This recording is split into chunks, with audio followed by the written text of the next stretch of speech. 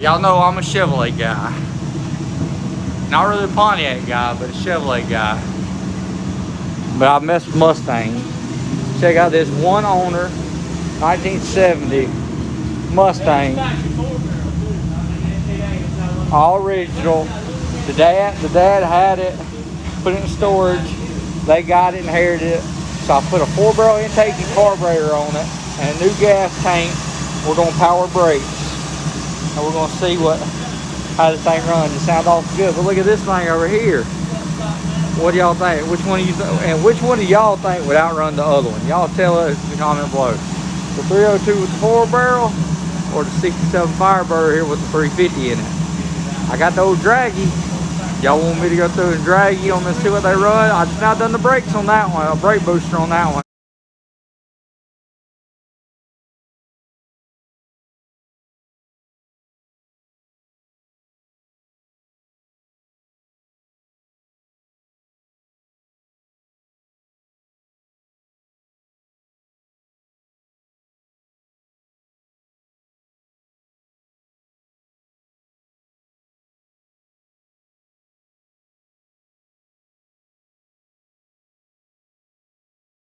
Old 1011, a 71 mile old Firebird. So what y'all think that Mustang? Y'all think that Mustang go better than a 1011 at 71 or 72-ish? They went 72 on that one run. But it's hard to keep the Chevrolet from spinning the tires trying to take off. It wants but in auto, that thing, and it was shifting early. I bet I could change the shift points on the transmission. I might get a 990 out of it if I work on it a little bit. I don't know. I ain't never drove a K900 Kia with a 5.0. I don't know nothing about these cars also, and we just put an alternator on. How fast y'all think this thing will go in an 8 mile? If I stop up here in the road, how fast on the draggy do y'all think this thing is? It don't run bad. She ain't slow. I don't know what motor's in it, but it ain't slow. But I mean, it ain't no ghost. But let's figure out what it'll run.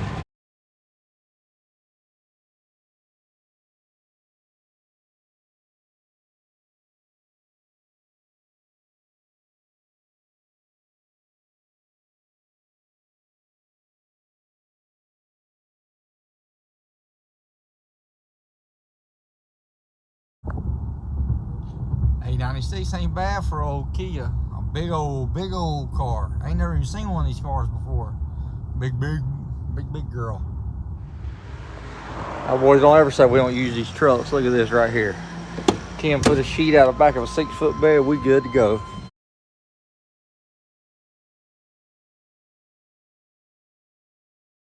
I'm gonna show y'all something. This is why most y'all's trailers are junk. Look, they don't even weld them. The doors, I mean, they're spotted in a couple spots, but this door, it ain't welded here. It's only welded on one side and down one side on each one of these, and it's the opposite on the other. So these pieces, and it's real thin. I put this one in, it's straight, but this stuff right here is just freaking junk. But if you look at this. Somebody burnt a hole in there, didn't worry about it. So I guess they're gonna cover it up. Look at that. Look at that. That's why trailers don't hold up, they don't last. If you get up here on this thing, this was broke loose because they hadn't welded it here around, so it cracked loose. And then I got to look at this side, it wasn't welded there neither. So this piece right here, I guess a piece of equipment might have hit this back door and it caused all this to flex down and just become junk. So we're gonna cut out all these bent supports. We're gonna cut new ones to put on it, and we're gonna put new siding on it, put it all back together, and get the back door fixed. Put some new springs on it, electric jack, replace some of this outside. I went this morning and got the pieces. This side looks good. I had to fix this door right here because somebody's big old foot kept bending this down and the door wouldn't close, so it tore this up. So somebody had pulled the bolts out, so I gotta get some more screws for this to tighten this up so the door shuts like it's supposed to. I'm gonna replace this piece right here. We're gonna replace it. We're gonna replace the back one and the 2 pieces on the back door. And we'll have us a solid trailer. But we'll get it.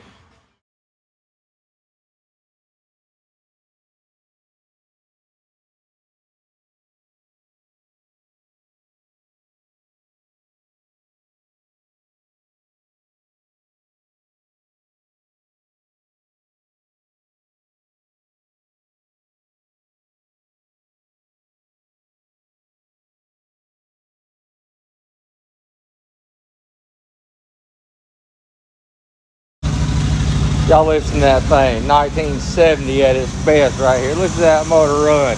Boy, y'all think it's gonna run on the draggy. That's what breaks that them Ford boys' heart right here.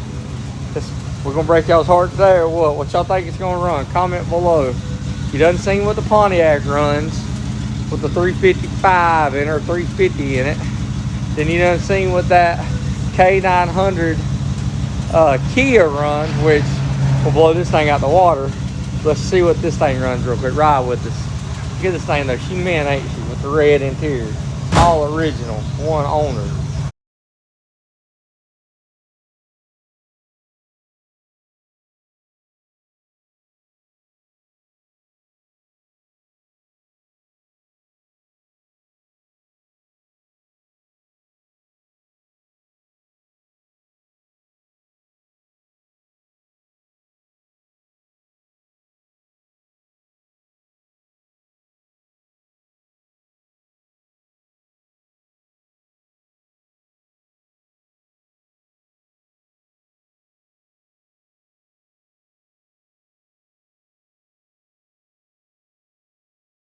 Working on this thing.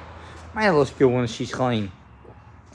So, the other day when I run the car, the last pass, when I shifted into high gear, it did not. So, I shifted 8100. It stayed 81, 8200 the rest of the run like it was slipping.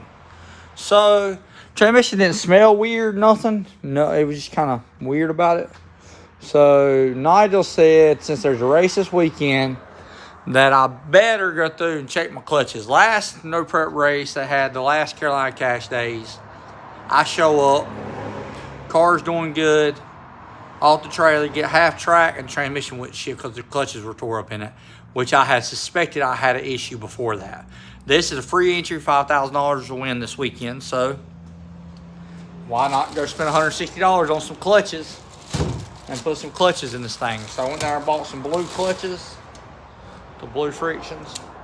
I bought 10 of them. My transmission does not have intermediate. It has a solid plate for intermediate. It just uses low gear and high gear clutches. All it uses on it. Second gear is pretty much locked out. So when you put it in low gear, it automatically locks up because Turbo 400 the low gear moves you forwards. And then it applies second gear, but you have to have first and second gear for second gear to work. Like, you understand, like if you have just second gear clutches won't just keep it moving. Like you have to have forward and intermediate clutches to work. So on this one, it has a billet piece that locks second gear up. So it only uses low gear clutches, which are the same as high gear clutches. Diameter, same clutch, same style clutch for low and high gear. So it gets rid of the second gear clutches out of it. So when you put it in low gear, it automatically is locked up second because the intermediate is locked up 1-to-1 or locked up solid to the shaft. So, or to the hub. Ends up, so now I'm gonna pull it out. I try to pull the first two drums out. One's the forward, one is the high gear. So forward is what they call low gear. That's the first one. And then the high gear one, they're both right there at the front of the transmission. So literally, I'm gonna pull the transmission down in this thing. I'm going to slide it back. I'm going to bust the pump loose. And I'm just going to be able to pull the forward, the input shaft and the forward hub. I'm going to be able to pull all it out. And then the high gear, I'm going to be able to pull it out. And then that way I can go through and check all the clutches, put it all back together, clean the pan up, put it together. Y'all right. All right, I got the transmission loose. I'm going to set it down right here, pull the converter out of it. Probably just going to do it right here on the jack or lay it on the ground and just turn it right here and get it. Here on the other side, I got to take the my sensor from my line sensor loose on the other side. So my converter charge pressure sensor, and I'll be able to let it on down. So let me get that real quick. Got the converter back here draining. Now we're gonna go here. We're gonna pull this pump out here. I got to find my tools real quick. Let me get my tools to pull the pump out of it. There you go. That's why I used to pull the pump out of it. So I can pull my pump bolts loose, slide this up on it, pull the pump out of it. We're gonna do it all on the ground right here on its side. Bet y'all ain't never seen nobody do one like I'm about to do it right over here on the ground, on its side, not even pulling it out from underneath the car. Y'all use all the pig mat. That's what blowed out on the track the other day. All this up in here, there's pig mat everywhere. And this bell housing where it went around everywhere. I don't know where I wound up with this little clamp at right here, but I have 2 of them. And they work perfect for going through doing 400 transmission stuff. You literally just slide it over the end of it. So when you ratchet, it's a lot harder to do stuff one-handed. Imagine that. And that's how I pull the pumps out. Sometimes I have to put a pair of vice grips up in here just to lock it in if it's been in there a while. This thing right here, like I say, you just pull it, and that's how you get the pump out of it right there. Get the pump loose. There we got our pumps loose. Pull the tool off of it. We can pull our pump out here, set it on the ground. Then I start grabbing my forward drum and my direct drum, and we can go through and see what the clutches look like. There you go. There's the Mark Mickey forward hub and drum and all. Oh God! I just tore my pump gasket. I'm gonna have to get one. My Lord! I hope I have one back there because I heard that thing when it tore. Crap. I didn't get one today. And there's my M&M direct drum. So let's pull both of these out. That's the one that we suspect might have some heat in it in the clutches. We're going to pull it on out real quick. Alright, so we got to pull the snap ring off here. We got to pull the snap ring off here. Get it all pulled out. It's pretty simple to do. All you do is, so I can get it one-handed. There. And now let's just take these, flip them upside down, and clutch looks good. Clutch looks good. Clutch looks good. Clutch. Nothing wrong with them clutches. Yeah, nothing wrong with them clutches. So now let's check it. Let's pop this loose and check it real quick. Hold on one second, I'm gonna have to hold it. Piston still looks good. These have had some heat in them, which you would think they would. So they've had some heat in these, but the steels all look flat and they all look fine. So we're gonna get new clutches, put new clutches in it, put it back together. Oh, right, flat and tapered. No, that's flat. So if you can tell, these have had some heat in them. So let's get it cleaned up, put it back together. All right, so I'm gonna show y'all how y'all measure, or how I measure this, not how y'all have to measure this. But so you stack these clutches in here. We need probably 50 to 60 thousandths clearance, 0.05, 0.06. I guess that's thousandths. I don't know. I'm not a mathematician. I have to ask Nigel. He's the man when it comes to mathematical numbers. I just know how to get stuff done. But anyway, see this right here has a lip on it. That lip right there, in fact. That's when it's fully seated all the way down with the snap ring. And if you can tell right here. See. Snap ring, it locks this to where it's solid, where it shouldn't have no play really. Might have a little bit, but not much. So what you want to do is you lay your biggest, you always want to put a thick steel right here, because that's kind of what pushes the force. If you put a thin one, it can bend. So the thickest steel you have, you need to go right there. So then you take your calipers here and open them up. And so I'm gonna put it right on the edge of it. I'm gonna bring my calipers down all the way to the edge, right there. So pretty much 9.9. So I accidentally clicked you off. It comes out to be almost an inch, right at an inch. It's usually like if you catch it right on the edge right here. Sorry about the camera guy. It comes out to be right at 1 inch. So basically we're gonna be 0.06 off of that. So when I'm stacking my clutches together and I'm getting all my steels and all that stuff together, then I want it to come, so say I come in here, I want to take,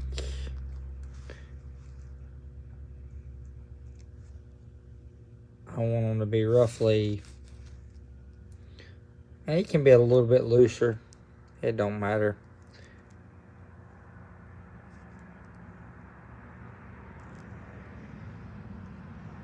If I can get this stupid thing. Roughly we're gonna be about right there. That's about 70. A little less than 70 because it was 0.99. So we'll come in here and we'll stack our clutches and our steels. We'll stack it until that's what we get. And then that's how we know roughly with this drum, since you have this piece, how much air gap you got in it. So here's our next dilemma. This is 8 clutches here. This is 8 clutches there. As you can tell, these are a lot wider. So we'll have to restack it to a different stack if we use these clutches, or we'll have to get some thinner clutches or some thinner steels. So let me restack these things around a little bit. That's what all those come out of. That's what it come out and measured. So we got to get something near that. So I come up with, if I use 6 steels and 6 steels and 6 clutch discs like this. This is what I come up with. So we're right on where we need to be at. All right, both drums are stacked, stuck together. So tomorrow all I gotta do is slide it in. Like I said, this thing don't have, if you look up in there, that billet piece, that's the intermediate. That's what would take place with the intermediate clutches. So that just slides in and locks it together. Should be good to go now.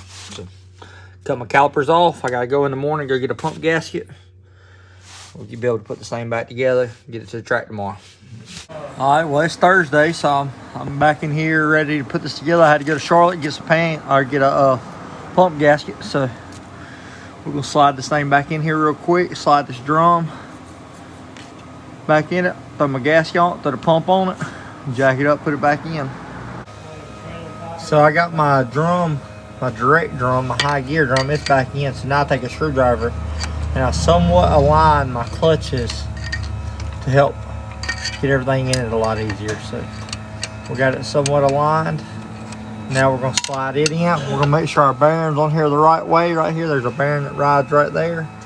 Make sure it's right, and then once we get it all the way seated, we'll be ready to slide the pump back in it.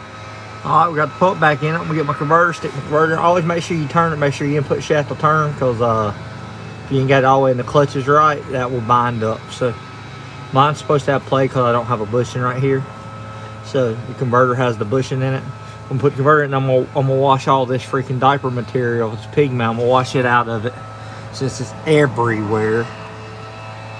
But I'm gonna get the converter real quick, get it stuck back in.